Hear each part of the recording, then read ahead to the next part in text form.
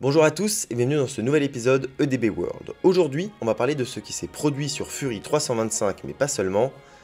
Allez, c'est parti.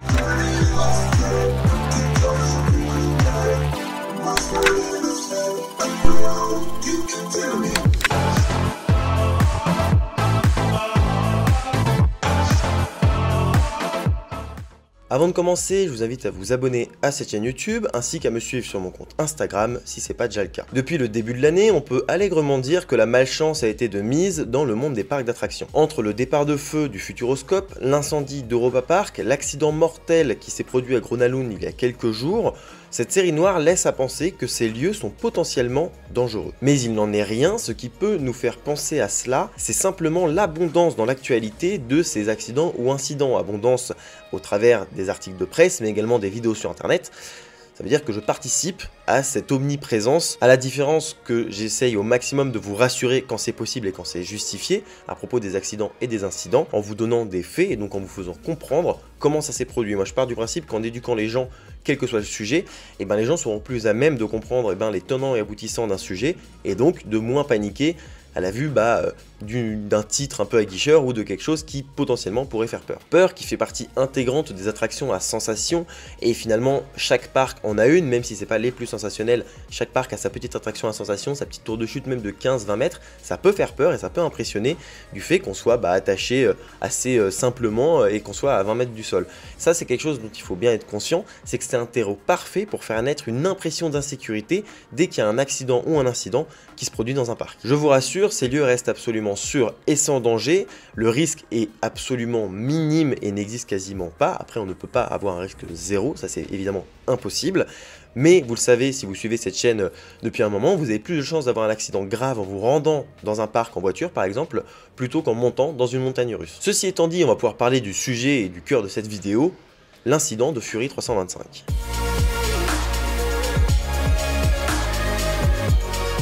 Introducing Fury 325 at Carowinds. The tallest, fastest Giga Coaster in the world. Experience the most terrifying ride on Earth and below. Be one of the first to ride the new Fury 325. Fury 325 est une montagne russe du constructeur Bolliger et Mabillard qui prend place à Carowinds, un parc se situant aux États-Unis, plus précisément en Caroline du Nord. C'est de la catégorie des hypercoasters selon le constructeur et des gigacoasters selon le parc. En fait, ces dénominations vont changer selon l'entreprise qui en parle et finalement ce sont des catégories, mais ça reste un petit peu flou.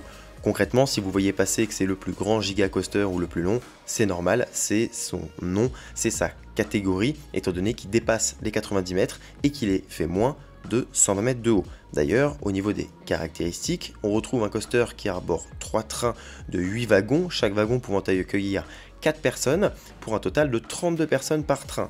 Son rendement est de 1470 personnes par heure, ce qui est un bon rendement. On a une longueur de un peu plus de 2 km, une hauteur de 99,1 mètres, une vitesse de 152,9 km/h et une chute de 81 degrés d'inclinaison. Comprenez qu'on est hissé au sommet de cette montagne russe à l'aide d'un lift, donc d'un système de remontée à chaîne, avec un moteur assez puissant et assez rapide pour éviter que ça dure une plombe, étant donné qu'on a quand même une énorme hauteur à gravir. Mais il faut comprendre que c'est la montagne russe avec un lift la plus haute du monde.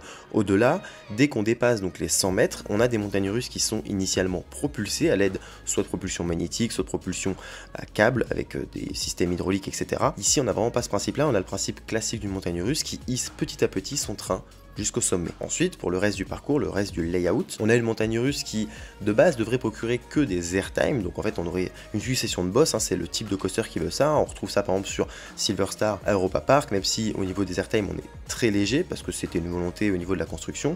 Mais on a des montagnes russes comme ça, qui possèdent plein de boss pour procurer plein d'airtime. Ici, d'après les retours que j'ai, c'est une montagne russe qui d'une part procure de gros airtime, mais aussi est très puissante, franchit les figures les unes après les autres avec énormément de vitesse, énormément de puissance, et c'est là que la montagne russe est incroyable. D'ailleurs, elle est très appréciée des fans de parcs et de montagnes russes en général et de sensations fortes, étant donné son aura et sa puissance et ce qu'elle dégage, que ce soit de l'extérieur visuellement, que ce soit au moment de l'ascension ou même durant le parcours, durant le moment principal du coaster, durant tout ce qu'on attend dans une montagne russe, c'est l'enchaînement des éléments, et à ce titre-là, je crois que cette montagne russe s'en sort extrêmement bien. Le constructeur, Bolliger & Mabillard, connu également sous le diminutif B&M, est un constructeur de renom très implanté dans le monde des parcs, qui est absolument génial, qui a fourni énormément de montagnes russes, et toutes ces montagnes russes sont d'une part très fiables, mais surtout durent énormément dans le temps, que ce soit au niveau du confort, mais également au niveau de l'entretien. Alors oui, il y a toujours des exceptions, il y a toujours des montagnes russes qui sont un peu moins confort que d'autres, qui vibrent beaucoup plus ou sont moins bien dans l'absolu qu'à l'origine, mais c'est vrai que de manière générale, c'est un constructeur vraiment très réputé et vraiment très propre dans la réalisation de ces montagnes russes. Et donc, ce genre de constructeur n'a pas pour habitude d'avoir des incidents ou des accidents sur ces machines. Alors, il n'y a pas des constructeurs qui en ont plus que d'autres, mais c'est vrai que eux sont particulièrement connus pour avoir des attractions vraiment lisses en termes d'entretien, comme j'ai dit, mais également de problèmes techniques qui pourraient survenir, parce que quand je dis un incident, ça peut être aussi une chaîne qui casse ou un train qui s'arrête sur le parcours. Ça reste très rare. Alors, Walligator nous a montré cet hiver que c'était forcément possible de faire arrêter un train sur un parcours, surtout un train de ce constructeur-là, mais ça reste très rare parce que, de par la conception de ces machines, ce sont des machines qui sont finalement très bien conçues et qui vont toujours tourner comme des horloges. Et ça, c'est quelque chose de super bien. Encore une fois, c'est pas pour dire que d'autres constructeurs sont moins sécures ou quoi, ça n'est pas du tout le propos. C'est vraiment pour dire que eux, même dans les petites pannes, les trucs qui ne sont pas du tout dangereux mais juste embêtants pour l'exploitation, même là-dedans, ils sont très forts.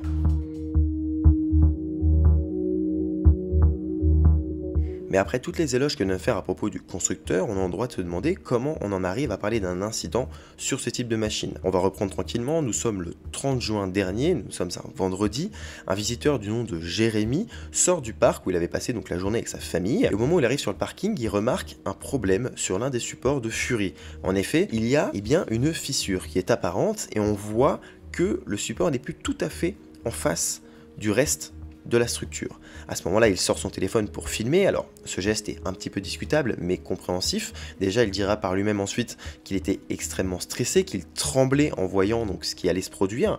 Et donc, il sort son téléphone pour enregistrer ce qui se passe. Et finalement, c'est un réflexe que je trouve, même si encore une fois un petit peu discutable, plutôt malin, parce que c'est pas pour but de filmer un problème, une catastrophe qui va se produire, même si lui, il pensait que ça pouvait arriver, c'est surtout pouvoir avoir une preuve pour ensuite le montrer aux personnes qui en auront besoin, que ce soit le parc s'il n'y a pas de problème, ou alors les autorités si ça mène à un accident.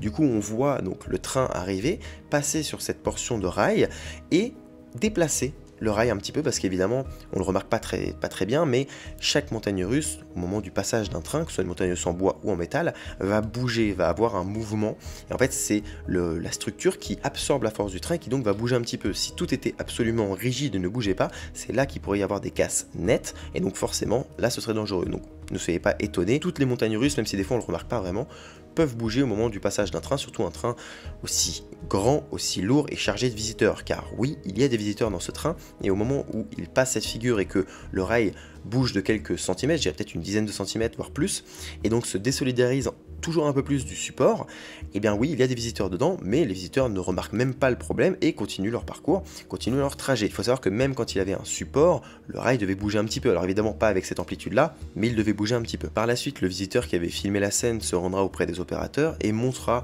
donc aux gens qui travaillent dans le parc qu'il y a un problème sur l'attraction, et puis lui va continuer sa journée, va rentrer chez lui. Alors il faut savoir que sa fille avait fait 8 fois l'attraction dans la journée, donc voilà, c'est des gens qui aiment les sensations, et donc forcément, ça va faire un petit peu bizarre de voir ça alors qu'on a fait la montagne russe plus tôt, mais finalement vous allez voir par la suite, c'est à relativiser. Quoi qu'il en soit, quand il arrive chez lui, il découvre que le parc a fermé la montagne russe en question, normal vous me direz, mais c'est vrai que de ses propres mots, il dit qu'il est soulagé et satisfait que le parc ait donc fermé l'une de ses attractions phares, si ce n'est l'attraction la plus populaire du parc. Ceci étant dit, il faut comprendre comment cela a pu se produire.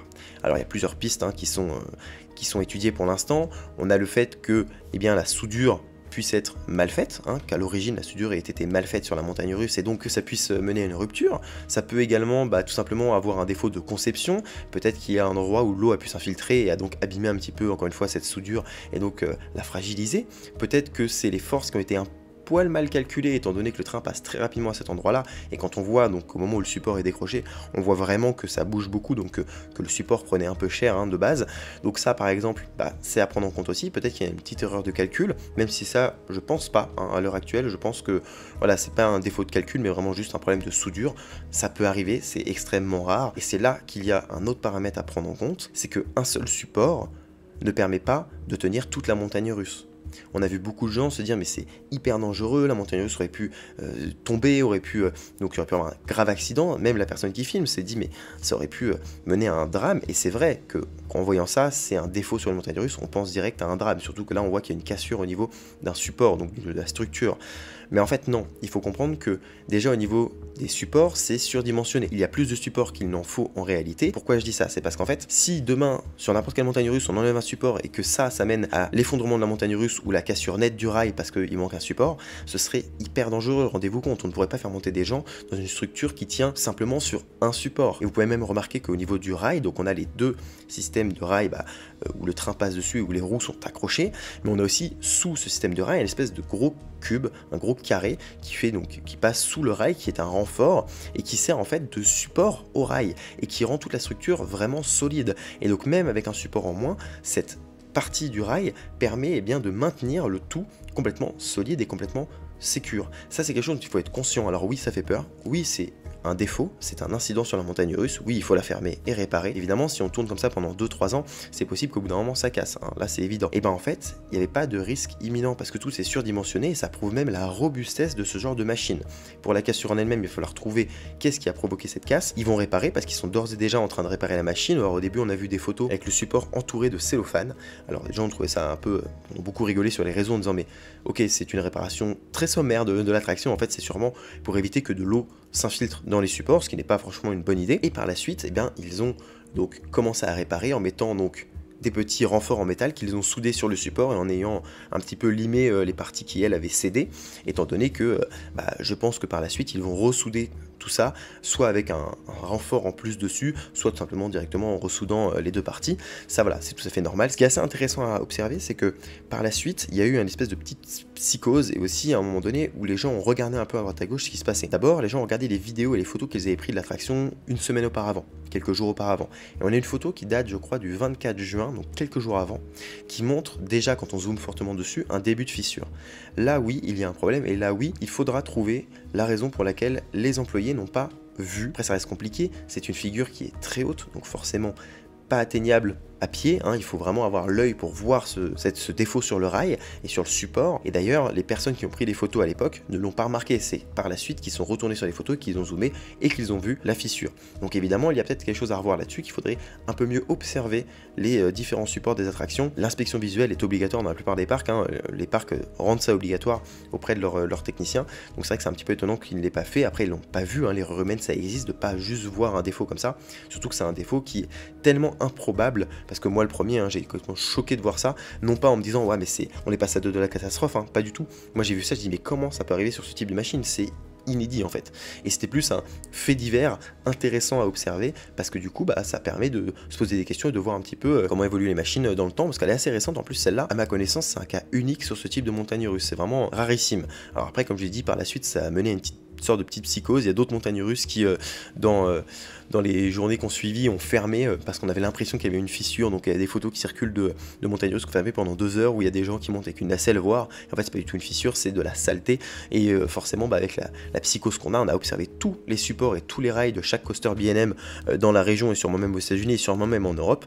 Et donc forcément on a eu des petites frayeurs, mais mieux vaut ça qu'avoir un support qui casse, encore une fois, même si comme je vous l'explique c'est rarissime. Et voir ça une nouvelle fois sur une montagne russe, il y a peu de chances que ça arrive. Là on a une casse qui est quand même assez nette, assez précise, on sent que c'est vraiment un défaut à un endroit précis et pas quelque chose qui est voué à se répéter sur d'autres montagnes russes. Pour ceux qui se demanderaient au niveau des inspections, etc., tous les ans il y a des inspections par des organismes indépendants qui viennent vérifier les montagnes russes, inspecter l'épaisseur du métal, etc. Donc ça c'est une première chose. On a les techniciens qui tous les jours vérifient les attractions, on a des tests qui sont effectués, etc. Donc oui, là il y a peut-être eu un petit défaut au niveau de l'inspection visuelle de l'attraction, et encore c'est à déterminer, hein. Pour l'instant on ne peut vraiment pas parler à ce niveau-là, mais c'est vrai que en dehors de ça on a quand même une sécurité qui est accrue sur ce genre de machine et des inspections qui sont très fréquentes, très rigoureuses, notamment aux États-Unis, hein, où vraiment ils sont carrés, un truc de fou. Donc là pareil, il faut pas avoir peur là-dessus. En Europe on est pareil, on est hyper carré, on a des sociétés qui sont incroyables là-dedans et qui font un travail fabuleux pour contribuer à la sécurité dans ce milieu-là, dans les mondes des parcs. Alors oui, je me veux un petit peu rassurant, mais c'est pour vous éviter de paniquer, même si c'est évidemment un incident sérieux, c'est quelque chose à prendre en compte et qu'il faut donc éviter que ça se reproduise, parce que c'est normal, hein, c'est quelque chose de structurel. Il faut quand même faire en sorte que tout tourne normalement et qu'il n'y ait pas de problème au niveau du fonctionnement des montagnes russes. Mais c'est vrai que là on peut relativiser énormément ce genre d'incident parce qu'on est vraiment loin d'un risque imminent et donc d'une catastrophe imminente, même si certaines personnes peuvent nous laisser penser ça, et c'est d'ailleurs ce dont on va parler maintenant.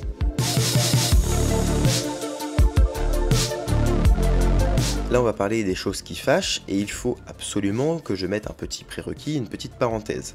Je vais parler du journalisme et des journalistes et il faut savoir que je n'ai rien contre ce milieu, contre ce métier, bien au contraire, que c'est un métier primordial, hyper important dans le monde pour informer les gens et pour éveiller les gens sur certains sujets et tout simplement avoir un rôle hyper important, notamment en temps de guerre, notamment en temps, je sais pas moi, d'événements importants. Le journalisme, c'est quelque chose de primordial qu'il faut conserver.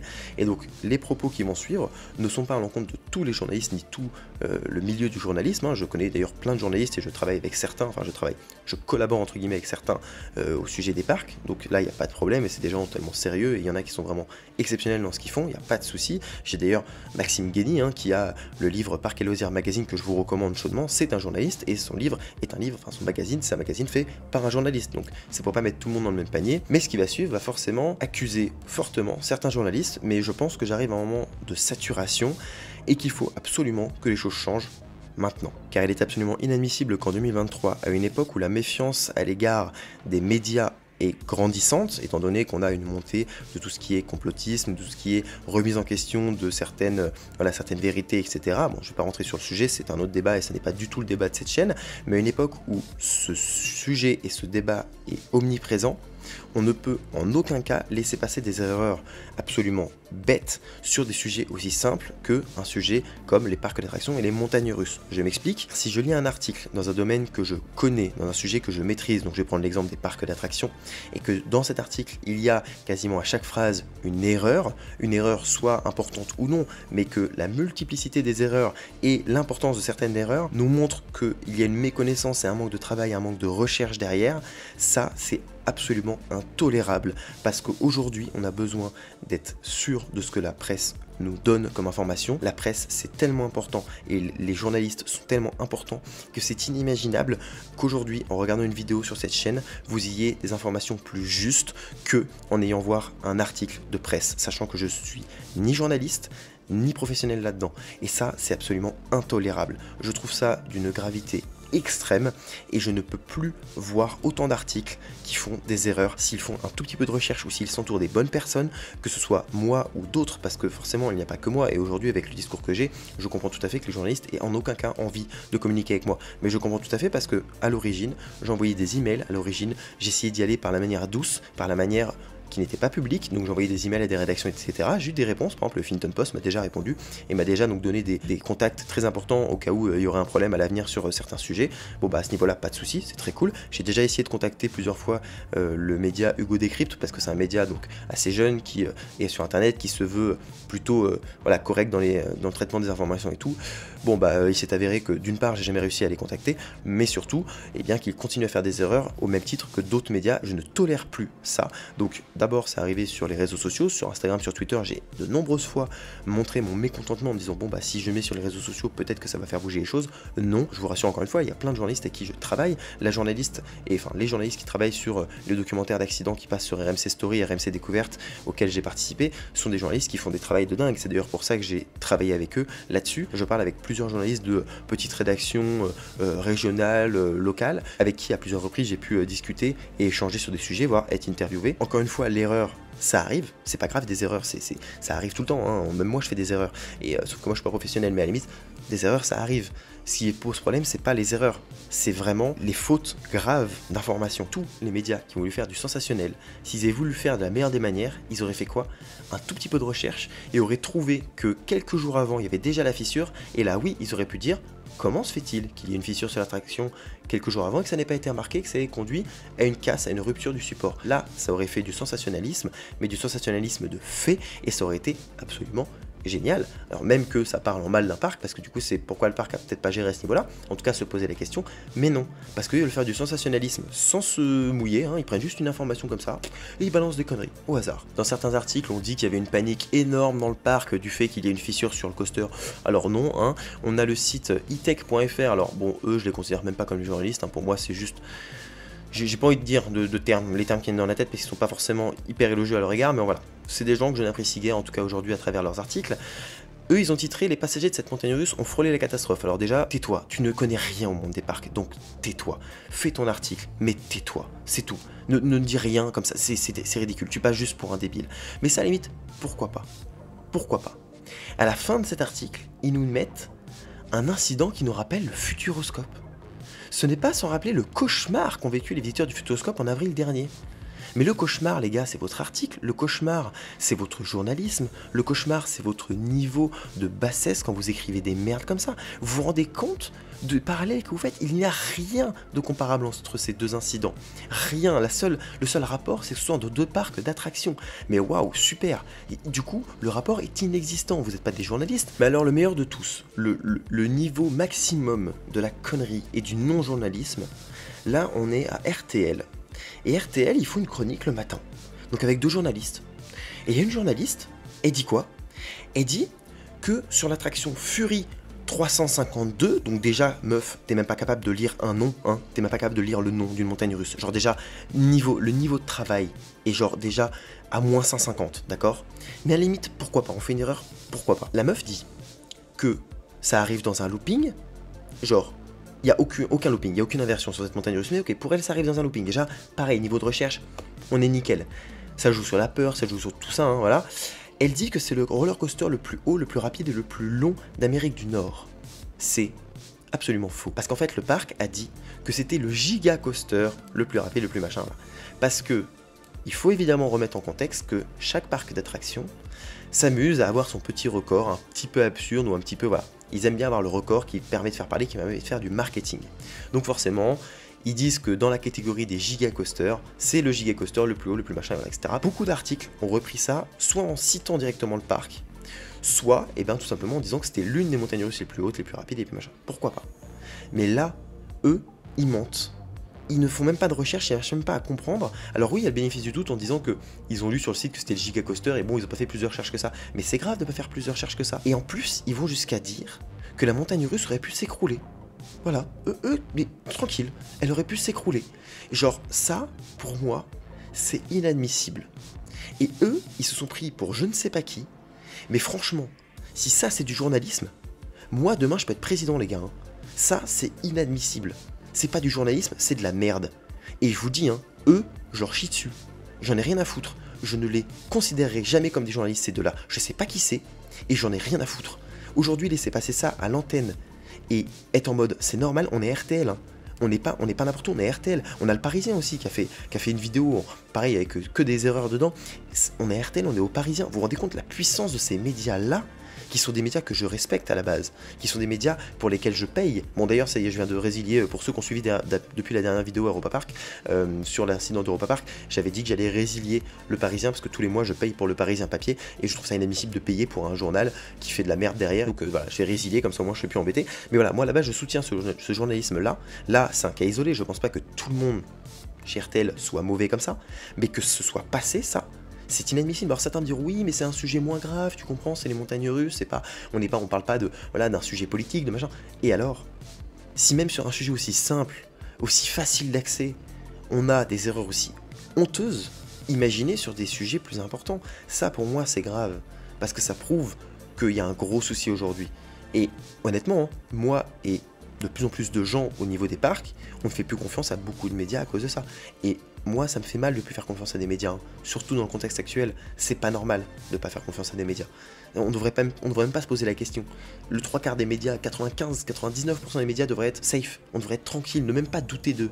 Et encore une fois, l'erreur, ça arrive. Là, c'est pas une erreur, c'est inadmissible. Voilà, là sur le sujet de Fury, ça a été la goutte d'eau qui a fait déborder le vase. On a aussi de temps en temps des petits incidents, des attractions qui se bloquent dans des conditions un peu nulles où le coaster est juste arrêté sur le parcours, ils en font tout un pataquès, ils en font un réel, un TikTok, un machin. Et j'espère que cette vidéo sera vue par certains journalistes qui prendront contact avec moi ou avec d'autres, je m'en fous, mais qui essaieront de faire bien leur travail par la suite et qui essaieront d'améliorer ce truc-là et de rendre le truc plus, voilà, qui tourne plus carré. Parce qu'honnêtement, aujourd'hui, si je fais cette vidéo, c'est parce que j'en ai plus que marre. Mais j'en ai plus que marre. Et c'est inadmissible que je sois à ce niveau-là pour un sujet aussi bête que les parcs d'attractions. Vraiment pas. Et ça, franchement, ça ne passera jamais. Note spéciale pour BFM TV qui, pour le coup, a totalement géré, a fait un article ultra factuel qui est vraiment propre du début à la fin, qui ne joue pas sur la peur des gens et qui tout simplement est correct. Enfin voilà, c'est un bon article. Pour le coup, du coup je remercie Gabriel Joly qui est la personne qui a écrit cet article et qui a donc fait son travail de journaliste comme il faut, comme quoi c'est possible, comme quoi c'est pas un truc incroyable à demander à un journaliste, bien au contraire. Et là, lui, il l'a fait comme il fallait. Donc franchement, l'article, il est nickel. Je vous mets en description si ça vous intéresse. Mais il n'y a pas, voilà, ça joue un petit peu, pas forcément sur la peur, parce qu'on parle d'une attraction qui est cassée, hein, forcément. Mais le titre n'est pas alarmiste. Et surtout, eh bien, c'est factuel, quoi. Donc c'est parfait, il n'y a rien à dire. Et cet article-là, je le recommande parce que, pour vous informer, il est super. Voilà, c'est à présent la fin de cette vidéo. Je vous remercie de l'avoir suivi jusqu'au bout. Je vous dis à bientôt pour un prochain épisode, soit en EDB World, soit une vidéo dans un parc. D'ici là, soyez enthousiastes. Salut!